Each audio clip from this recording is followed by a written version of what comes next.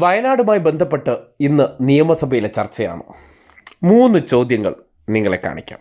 കോൺഗ്രസ് നേതാക്കന്മാരായിട്ടുള്ള പ്രതിപക്ഷ നേതാവ് VD. Satheesan, T. Siddique MLA, ലീഗിൻ്റെ NA നെല്ലിക്കുന്ന്.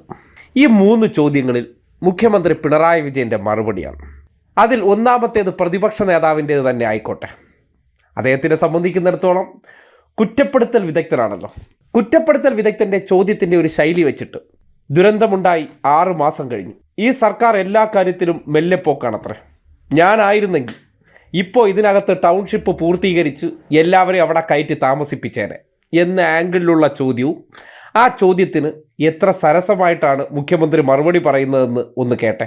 പല കാര്യങ്ങളും മന്ദഗതിയിലാണ് പോകുന്നത്. പുനരധിവാസ പ്രക്രിയ തന്നെ ഒരു അനിശ്ചിതത്വത്തിലെത്തി നിൽക്കുകയാണ്. മാത്രമല്ല, ഏറ്റവും അവസാനമായി 1000 സ്ക്വയർ ഫീറ്റ് വീടിന് 30 ലക്ഷം രൂപ എന്ന സർക്കാർ തീരുമാനിച്ചതോടുകൂടി നിരവധി ഡോണേഴ്സ് അതിൽ നിന്ന് പിൻവാങ്ങിയിരിക്കുക.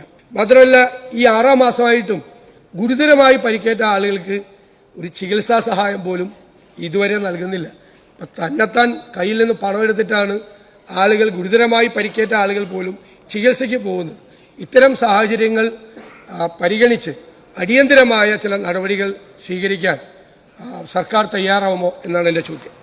ബഹുമാനപ്പെട്ട CM.